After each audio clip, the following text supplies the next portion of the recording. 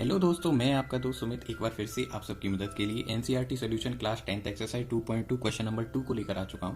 इस क्वेश्चन में आपसे पूछा जा रहा है find the quadratic polynomial each with the given numbers as the sum and the product of its zero.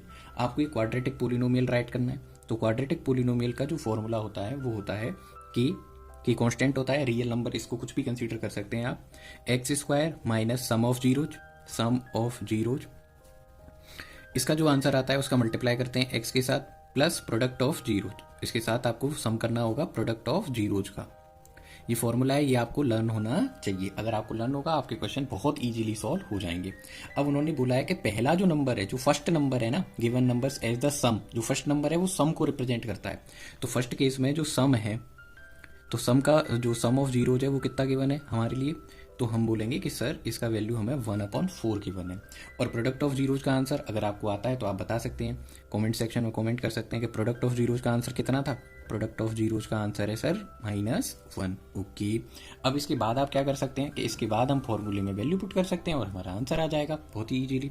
तो px is equal to answer आएगा k multiply x square minus sum of zeros का answer कितना है 1/4, तो 1/4 into x हो जाएगा। Product of zeros का answer क्या है -1, तो आप यहाँ -1 पुट करेंगे। इसके बाद आप इसको थोड़ा सा सॉल्व करेंगे, ऐसे ही अधूरा छोड़ के नहीं आएंगे, आप इसको थोड़ा सा सॉल्व करेंगे तो k into x square minus x into 1 करेंगे एक्स हो जाएगा, x/4 प्लस इंटू माइनस करेंगे माइनस हो जाएगा। इसके बाद आपको एलसीएम लेना होगा, आप इसको इतना छोड़ के मत आना, आप इसका एलसीएम लेकर थोड़ा सा इसको सॉल्व करके आना। तो ये x/4 हो जाएगा, -1 हो जाएगा, 1 को आप -1 को 1/1 लिख लो। फिर आप एलसीएम कंसीडर करेंगे तो एलसीएम आ जाएगा आपका 4। एलसीएम क्या आ जाएगा 4। अब आप 1 की टेबल से 4 डिवाइड करेंगे तो 4 आ जाएगा। इसी तरीके से 4 को 4 से डिवाइड करेंगे तो 1 आएगा। 1 को फिर से 4 से डिवाइड करेंगे तो 1 से 4 को डिवाइड करेंगे तो 4 आ जाएगा। अब आप इन नंबर्स को राइट करेंगे तो 4 into x square 4x square, 1 into x 1x, 1 into 4 -4 हो जाएगा इस तरीके से।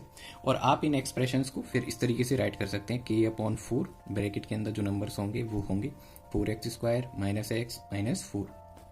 अब आप यहाँ पर इस k/4 की जगह कोई नया कांस्टेंट भी अप्लाई कर सकते हैं।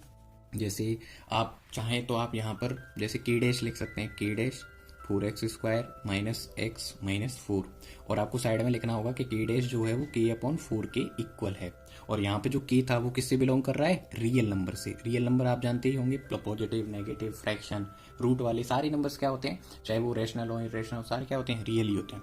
इस तरीके से आपका आंसर आ जाएगा। हो सकता है आपकी बुक्स के अंदर, आपकी एनसीईआरटी बुक के अंदर आंसर जो मैंने अंडरलाइन किया है वो सिर्फ उतना ही गिवन हो, लेकिन आपको आपके बोर्ड एग्जाम्स में k डैश को मार्क करके आना है।